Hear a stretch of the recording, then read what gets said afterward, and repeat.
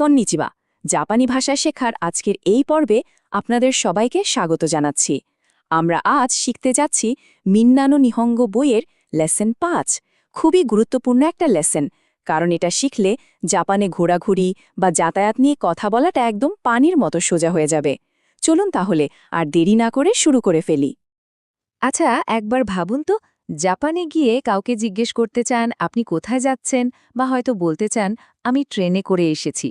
কেমন হবে ব্যাপারটা? এই লেসনটা শেষ হলেই দেখবেন এই ধরনের কথাগুলো আপনি নিজেই কত সহজে বলতে পারছেন। তো আমাদের প্রথম যে নিয়মটা নিয়ে কথা বলবো সেটা হলো হে পার্টিকেল। এখন একটা মজার ব্যাপার আছে, জাপানি বর্ণমালায় এটাকে আমরা হে পড়ি, তাই না? কিন্তু যখন এটা বাক্যের মধ্যে দিক বোঝানোর জন্য বসে, তখন কিন্তু এর উচ্চারণটা পাল্টে গিয়ে এ হয়ে যায়। এটা মনে রাখা কিন্তু খুব জরুরি। নিয়মটা কিন্তু একদমই সোজা। যে কোনো একটা জায়গার নামের পরে এই হে পার্টিকেলটা বসাতে হবে, আর তারপর মুভমেন্ট বোঝায় এমন একটা ভার্ব। যেমন ধরুন, ইকিমাস মানে যাওয়া, কিমাস মানে আসা, বা কায়রিমাস মানে ফিরে আসা। এইগুলো ব্যবহার করতে হবে। বেসিক্যালি এই পার্টিকেলটা আপনার ডেস্টিনেশন বা গন্তব্যকে পয়েন্ট আউট করে দেয়। চলুন একটা উদাহরণ দেখি, তাহলে পুরো বিষয়টা পরিষ্কার হয়ে যাবে। গাক্কোয়ে ইকিমাস।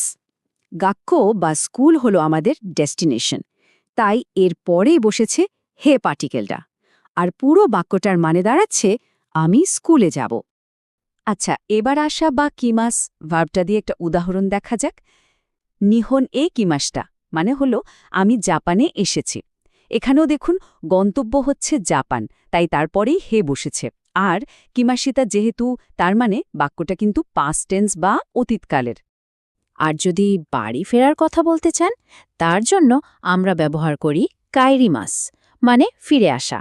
যেমন উচিয়ে কাইরিমাস, মানেটা খুবই সহজ, আমি বাড়ি ফিরব।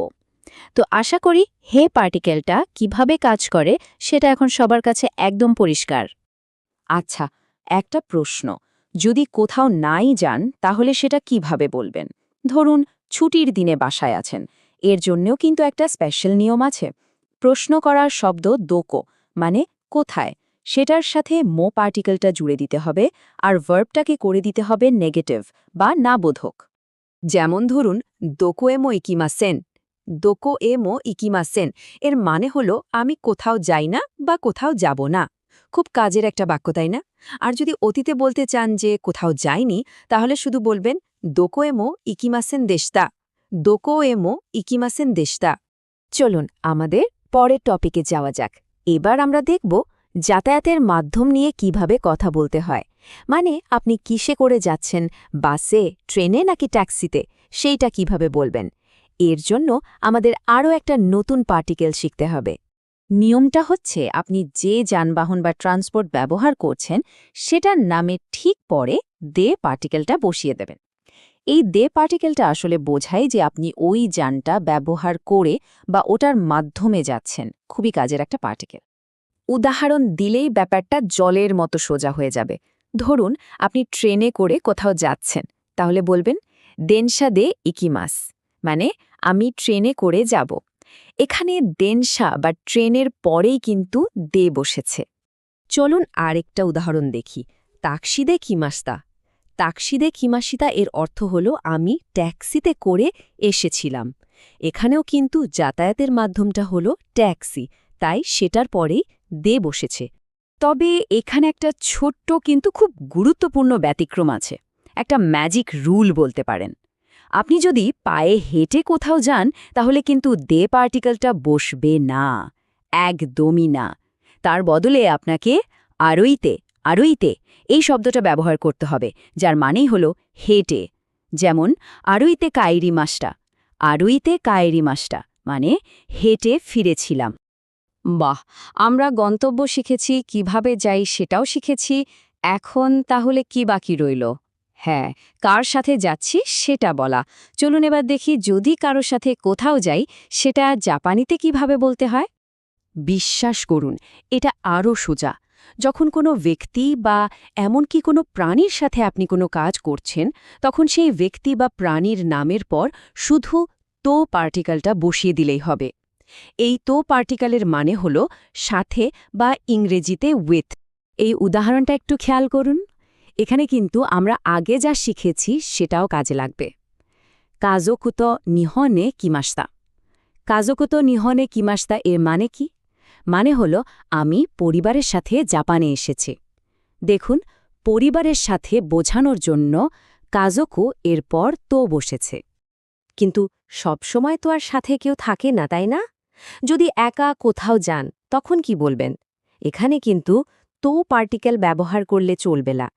একা বোঝানোর জন্য জাপানিতে একটা আলাদা শব্দই আছে, আর সেটা হলো হিতোরি দে। হিতোরি দে। যেমন এই বাক্যটা দেখুন, হিতোরি দে টোকিওয়ে একিমাস। হিতোরি দে টোকিও এ একিমাস এর মানে হচ্ছে আমি একা টোকিও যাব। তাহলে ব্যাপারটা মাথায় গেঁথে নিন, কারো সাথে হলে তো আর একা হলে হিতোরিতে। আমরা কিন্তু আমাদের আজকের আলোচনার প্রায় শেষ দিকে চলে এসেছি। এখন আমরা দুটো খুব দরকারি জিনিস শিখব, যেগুলো জানলে আমাদের কথাবার্তা আরও অনেক ন্যাচারাল শোনাবে। একটা হলো কখন দিয়ে প্রশ্ন করা, আর অন্যটা হলো কিভাবে একটা কথার উপর জোর দিতে হয়। সময় নিয়ে যদি প্রশ্ন করতে চান তাহলে ব্যবহার করবেন ইৎসু শব্দটা। আর সবচেয়ে মজার ব্যাপার হলো এটার সাথে কোনো পার্টিকেল যেমন নি ব্যবহার করতে হয় না।